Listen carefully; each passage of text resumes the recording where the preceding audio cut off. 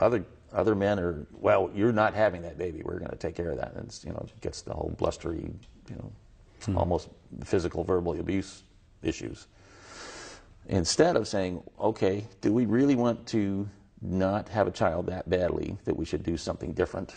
Or do we really want to have this baby and consider adoption? Or should we get married and have this baby and begin a family even though it wasn't our first plan? And everybody's got to go there and make that decision. But when you don't, when you do that whole abortion process, both parents are going to carry away an emotional load and a trauma load that they cannot deal with on their own because they don't want to. It's supposed to be okay in our culture. But when you realize in your heart that it's not okay, you just terminated your own child. Whether it's mom or dad or both that come to that realization, you are going to carry that for an extremely long time. In my case, multiple decades before it came to light. We've been handed, as you said, the misbelief that this takes care of a problem. Right. We're not told that it creates a problem. Right. Many problems. Essentially trades you problems. Sure. You think you have the pregnancy itself is a problem. But you say, okay, I will terminate this pregnancy. But what you don't see is in comes a bigger problem that you can't get rid of that simply. Yeah. You've been involved in a murder, basically. Right. Absolutely. When it comes down. There was a movie, just a garbage movie, and I don't even want to say the name of it, but anyway, Fast Times at a Certain High School from the 80s. And the nice girl makes a mistake, gets caught up in things, gets pregnant, and at the end of the movie goes and has an abortion, and then she can just begin her life again, and she's the sweet little virgin all over again. Doesn't work that way, does it? No. Quick question for you. A person knows that they have been involved in an abortion. Later on in life, in your case, for instance, they realize that, hey, there's something missing inside of me. There's something that's wrong. Why am I feeling this way? Why am I having these problems?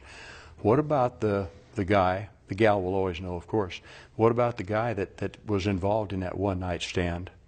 His baby was aborted without his knowledge. Is there still something, maybe something spiritual? Is there something inside of that person that there's a trigger, even though he doesn't know about it? I'll say there could be. The Holy Spirit works in marvelous ways. Okay. But I think the vast majority of those fellas, unless they are got a solid belief structure in God, that they probably will never know. Unless mom comes along some 20 years later and says, I remember that party way back when. And she tells the story that I became pregnant and I didn't want to call you and didn't want to involve you, but I terminated the baby and that kind of thing. But so that one nighter probably won't be a trigger for most of those guys. But in my case, the trigger was, I was directly involved. But still it took many, many years, and through various things that transpired both at church and elsewhere, all of a sudden these things started stacking up and making me think more about, yes, I did this. I didn't forget about it. I simply flat ignored it. And with all this extra input to say, wait a minute, think about this. Abortion's not a good thing. It's got all of these ramifications in your life. And by the way, you should probably deal with this because it's going to eat you alive if you don't. And that's the message I want to bring to the men out there. If you consider that there's more than 50 million lost children, there's probably roughly that many moms and that many dads involved, because we don't do this by ourselves. It's a couple. So I think the women are more in tune with their emotions, and they come to realize sooner, but it still can take years, that some level of healing is required to get through this grief and et cetera. So you're saying that probably at least 100,000 people. 100 million. Or 100 million, 100 million people. 100 million. Yeah. That's a pretty staggering sum. It's huge. I did a presentation where I had a map of the United States. And I took roughly that many, actually the 50 million lost children, and said, what does this look like? I took the census counts and started at the low end, at Wyoming, 500,000 total population, and worked my way up and blacked out states. 26 states were gone to represent 50 million. Half of our geography was considered completely empty. And the high school students that were in that presentation were shocked, amazed, and silent. You know, I want to bring something up that we talked about before we went on camera. You mentioned that someone that, let's say an associate of yours, in the course of conversation, now say mid-30s, upper 30s, admitted to you that she had had an abortion at age 18. Right. Okay. We think of a lot of people having abortions at about 17, 18, 20 maybe. But we don't think of that happening a lot in later years. Right. That's a secondary area I want to go to, the number of abortions we see of people in their 30s and so forth. But this lady had become, as you said, a totally new person, a totally different person. She was not the same individual that she was when she was 18. Right. Okay. Right. So she is moving on with her life. Now she has a chance to heal. She did something foolish as a child, and she can move on. But again, you and I both know that there are people clear up into their maybe even 40s that are still sexually active or to some degree that are still doing this. Yeah. I mean, that's something, again, that I don't think a lot of people think about. Right. We think of it as a youth problem. Yeah, and it really is not. It's a poor choice problem.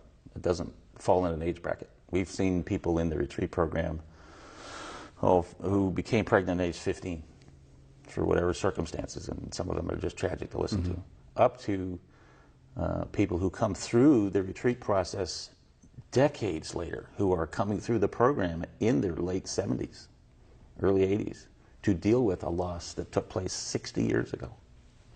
Because that loss does not go away. And in the circumstance you mentioned, what I realized in talking to this individual is she was old enough to be my child, chronologically. My child would be about 37. And then I realized, wait a minute, so that means her child could very easily be my grandchild. So this is a multi-generational. When you look back, what could have been? And it's always a little dangerous to go down that sort of path. And maybe if I did this decision or that decision, something would have been different. Yeah. And it clearly would have. You know, if I'd done the right thing and we got married and we had that baby, then who knows, where it would have gone, the relationship, the marriage, the multiple more children perhaps, I don't know. But certainly there would be a child on the planet who themselves could be creating more family members, because that's what we were. We were all family. But then to hear it in the circumstance, the way I heard it, I'm thinking, wow, this is strong stuff.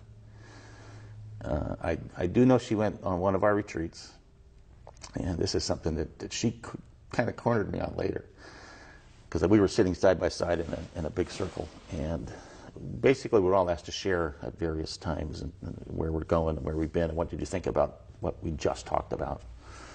And I heard her for the first time. Let me tell this differently. She asked me near the end of the retreat, she said, I heard you go at one point when I was speaking. And I said, what was that? I said, well, it's the first time I heard you say, that was my baby. So I knew she got it. She understood. And it took me a long time for me to do that, to say, that was my child. No questions, no discussions, no doubts. That was my child. But that's the purpose that I'm involved in the healing programs. One, to get the message out that, gee, you've got this lingering in your past. And then how to help folks deal with it.